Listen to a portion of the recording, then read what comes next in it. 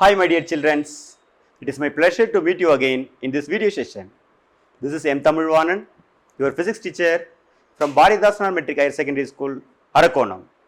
Today I am going to take a new topic from 10th standard, second unit, optics, part 8, microscope. We have seen simple microscope.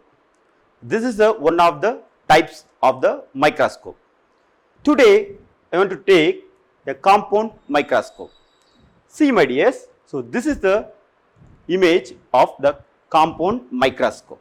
Okay, so already you know what is the use of microscope. So microscope, it is used to see the tiny or the small particles, right? So the compound microscope also can see the tiny particles like the virus. Okay, so here we can see this virus by using the compound microscope in this is what, small particle we can see, but magnification. See, this is virus, and this is also what, the microorganism. So this microorganism also we can see in very clearly by using the compound microscope. So the compound microscope is a very essential to our life.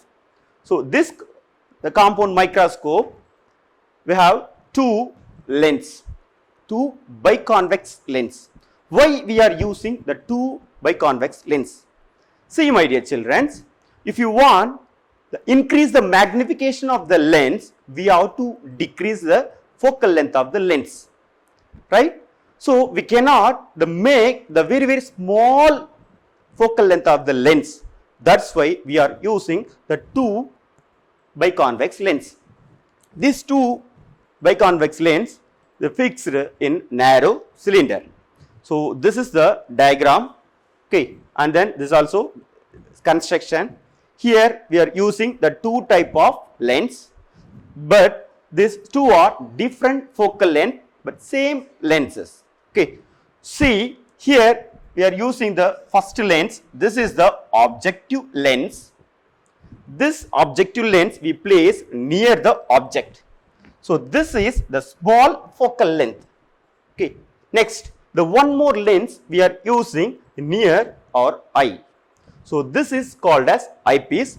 It has the large focal length. So these two lenses we have to fix in particular distance.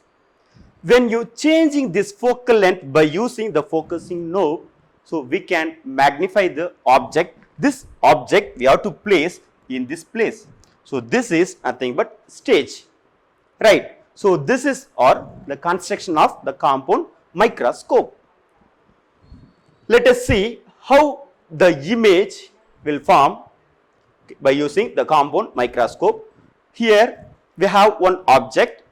So this object we have to place in near objective lens. So this object distance always greater, which means the slightly greater than the focal length. So this is the focal length f0 and this one is object. Yes.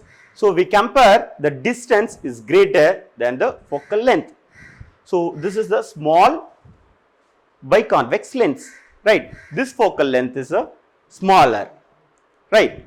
Now the two rays coming from this object, so one is parallel ray. So this parallel ray, according to the rule, what rule? Yes, the ray form of rule. By this rule, this incident ray, it passing through focus.